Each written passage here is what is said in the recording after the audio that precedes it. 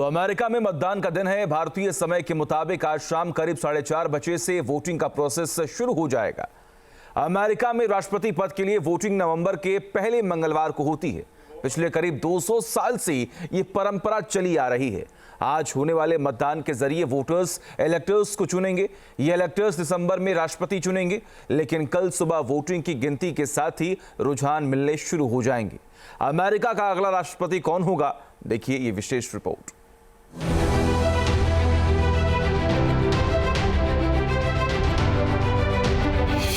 America में कमला Harris या फिर से डोनाल्ड ट्रंप। मतदान में चंद घंटे बाकी, रिपब्लिकन और डेमोक्रेट्स कौन मारेगा बाजी?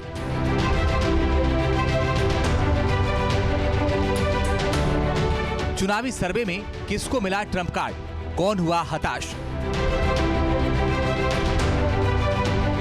दुनिया के सुपर पावर अमेरिका में मतदान की घड़ी करीब आ चुकी है। अब से महज कुछ ही घंटों बाद अमेरिकी जनता अपने फैसले पर आखिरी मुहर लगा देगी।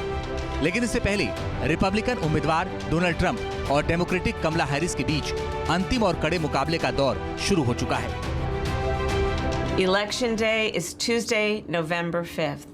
And yes, this race is going to be tight, but we are going to win. And one of the reasons why is you're going to vote. I know you are. I will protect our workers. I will protect our jobs. I will protect our borders. I will protect our families. And I will protect the birthright of our children to live in the richest and most powerful nation on the face of the earth again. जिस तरह भारत में चुनाव से पहले सर्वे होता है, ठीक उसी तरह अमेरिका में भी चुनाव से पहले का सर्वे जारी हो चुका है। अब तक के सर्वे के मुताबिक इस मुकाबले में डोनाल्ड ट्रंप बढ़त बनाए हुए हैं, खासकर सभी 7 स्विंग राज्यों में जहां से हार और जीत का फैसला होता है। सर्वे की माने तो 49% मतदाता ट्रंप के पक्ष में, जबकि कमला हैरिस के पक्ष में 47.2% मतदाता हैं, यानी ट्रंप 1.8% वोट से आगे चल रहे हैं। इस महीने के शुरुआती 2 दिनों में किए गए इस पोल में 2500 वोटर शामिल हुए, जिनमें ज्यादातर महिलाएं थीं। Well, I think Kamala is going to be the next president, and I feel very confident about it. I'm feeling good. I feel like there's so much energy around this campaign, and we're just excited to be here. We drove 500 miles to get up here for the last chance that we're going to have to see Kamala. We're just excited to go out and vote. We're excited to be a part of getting the first woman in office in the White House. So. एक और सर्वे के मुताबिक Republic candidate को सभी swing state में जीत हासिल होने की उम्मीद है। एरिजोना में ट्रंप सबसे ज्यादा अंतर से आगे चल रहे हैं। ट्रंप को इस सर्वे में 51.9% वोट मिले हैं, जबकि कमला हैरिस को 45.1%। नेवादा में ट्रंप को 51.4% लोगों ने पसंद किया, जबकि कमला हैरिस को 45.9%। उत्तरी कैरोलिना में ट्रंप 50.4% वोटों से आगे हैं, जबकि हैरिस को 46.8% वोट मिले। अब आपको बताते हैं कि अमेरिका में 7 स्विंग स्टेट कहते किसे हैं, जहां से हार जीत का फैसला होता है। दरअसल अमेरिकी चुनाव में 3 तरह के राज्यों का काल्पनिक बंटवारा किया गया है। पहला रेड स्टेटस, दूसरा ब्लू स्टेटस और तीसरा स्विंग स्टेटस।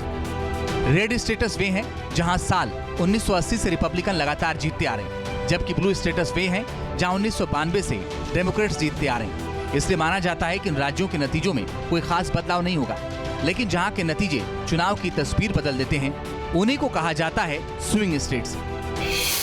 इन 7 राज्यों में 93 सीटें हैं। जॉर्जिया की 16 सीट, मिशिगन की 15 सीट, नेवादा की 6 सीट, उत्तरी कैरोलिना की 16 सीट, पेंसिल्वेनिया की 19 सीट और विस्कॉन्सिन की 10 सीट शामिल है। हालांकि स्विंग स्टेट के सर्वे के मुताबिक दोनों के बीच कोई बड़ा मार्जिन नहीं है। ट्रंप मामूली वोटों से आगे हैं, जबकि कमला हैरिस कुछ स्टेट्स में ट्रंप को भी पार कर गई हैं। यानी मुकाबला कांटे का है। अमेरिका के चुनाव पर पूरी दुनिया की नजर है और भारत भी इस चुनाव पर करीब से नजर रख रहा है। अब चलिए बताते हैं कि आखिर ये चुनाव भारत के लिहाज से अहम क्यों है और इसका भारत पर क्या असर पड़ेगा, साथ ही किसकी जीत पर भारत का फायदा माना जा रहा है। कमला हैरिस के जीतने से आरबीआई ब्याज दरों में कमी कर सकता है। ट्रंप जीतते हैं तो आरबीआई ब्याज दरों में ऊंची कर सकता है। कमला हैरिस के जीतने से बीमा कंपनियों को फायदा होगा। डोनाल्ड ट्रंप के जीतने से बीमा कंपनियों को मुश्किल हो सकती है। कमला हैरिस की जीत से आईटी सेक्टर को कोई खास फायदा नहीं। ट्रंप के जीतने से आईटी सेक्टर को फायदा होगा। कमला हैरिस की जीतने से फार्मास्यूटिकल सेक्टर पर असर नहीं होगा। ट्रंप की जीत से मेडिकल डील्स कम हो सकती हैं। कमला हैरिस की जीत से ऑटोमोबाइल इंडस्ट्रीज में कोई असर नहीं। ट्रंप की जीत से चाइनीज इंपोर्ट पर टैक्स पड़ सकता है। वहीं हिंदू वोटर्स को लुभाने के लिए ट्रंप ने बांग्लादेश में हिंदुओं पर हो रहे हमलों की कड़ी निंदा की और कहा कि बांग्लादेश में काफी हालात बिगड़ गए हैं। उन्होंने कहा कि अगर उनका कार्यकाल होता तो ये हालात नहीं होती। बाइडेन और कमला ने हिंदुओं को इग्नोर किया है। वे इजराइल से लेकर यूक्रेन तक और हमारे साउथ बॉर्डर तक के लिए विनाशकारी है, लेकिन हम अमेरिका को फिर से मजबूत बनाकर ताकत के जरिए शांति वापस लाएंगे। अमेरिका के चुनाव में प्रवासी भारतीय भी बढ़ चढ़कर हिस्सा ले रहे हैं। डेमोक्रेटिक पार्टी के उम्मीदवार श्री थानेदार भी कमला हैरिस की जीत को लेकर आश्वस्त हैं और उन्हें भारतीय वोटरों की पसंदीदा कैंडिडेट बता रहे हैं। Kamala Harris is pro-democracy. She is pro-women's rights. She focuses on small businesses, creating opportunities for people to own their own businesses, start their businesses. As opposed to Donald Trump, he has been very hateful towards immigrants in the past. He really favors the wealthy and the large corporations. He wants to give them the tax breaks. Donald Trump अपने चुनाव अभियान के दौरान बार बार PM Modi को अच्छा दोस्त बताते रहे ताकि वे भारतीयों को लुभा सकें।